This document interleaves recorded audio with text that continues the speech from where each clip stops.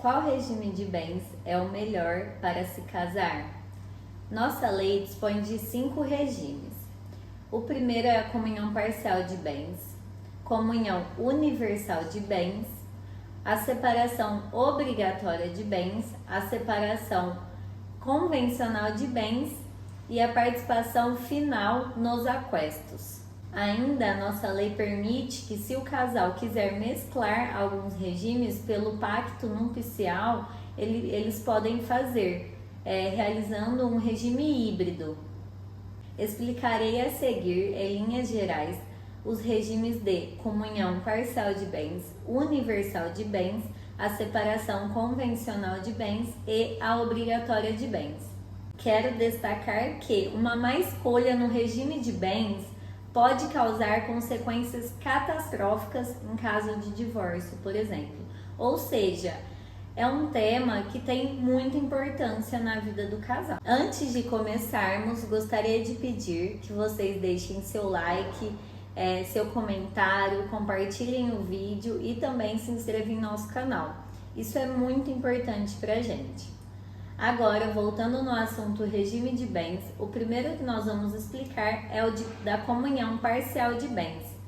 Esse regime é aquele que é o regime geral de bens na nossa legislação, ou seja, quando o casal não decide entre nenhum deles, esse regime será o adotado, o da comunhão parcial de bens. E essa mesma regra vale na união estável.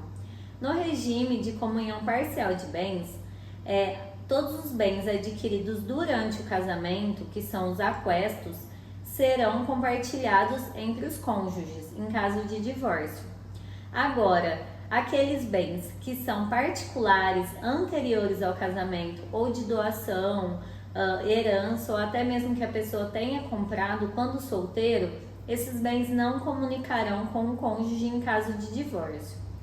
Porém, em caso de sucessão e partilhas desses bens, em falecimento de alguma das partes, o cônjuge ele será herdeiro naqueles bens relativos anteriores ao casamento, nos bens particulares, do cônjuge, e meieiro naqueles bens aquestos, nos bens adquiridos durante o casamento do casal. Agora, comunhão universal de bens. Esse regime era muito utilizado, era uma regra antigamente no Código Civil de 1916. Por isso, nós visualizamos muitos casais que já realizaram um casamento há muitos anos utilizarem esse regime. No regime de comunhão universal de bens, nada mais vemos do que os bens comprados antes do casamento e aqueles adquiridos durante o casamento serão comunicados entre os cônjuges. Ou seja, num possível divórcio, tudo que o casal possui, tanto antes do casamento quanto durante o casamento, serão divididos em 2. Assim ocorre também na questão sucessória. Caso um dos cônjuges venha a falecer, todos os bens daquele falecido serão divididos pela metade e metade ficará ao cônjuge sobrevivente. Agora vamos falar sobre a separação convencional de bens e a separação obrigatória de bens. Muitas pessoas não sabem que existem essas duas formas de regime e também não sabem qual é a diferença entre elas.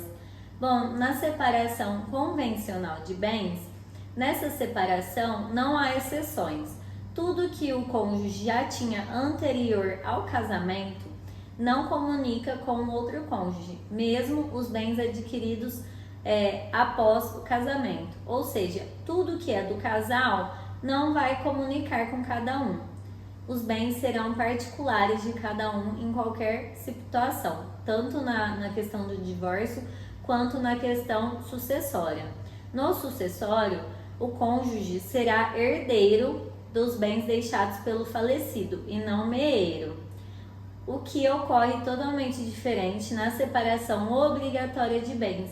Essa separação só veio na nossa lei como uma obrigação mesmo em alguns casos específicos, como por exemplo no idoso de mais de 70 anos. Todo idoso com mais de 70 anos que for casar, ele obrigatoriamente tem que usar esse regime de separação obrigatória de bens. Justamente por ser um regime discriminatório, tal regra gerou muitos debates e gera até hoje nos tribunais. Por esse motivo, o STF, o Supremo Tribunal Federal, editou a súmula 377, a qual fala que aqueles bens adquiridos durante o casamento, na separação obrigatória de bens, serão comunicados sim com o cônjuge.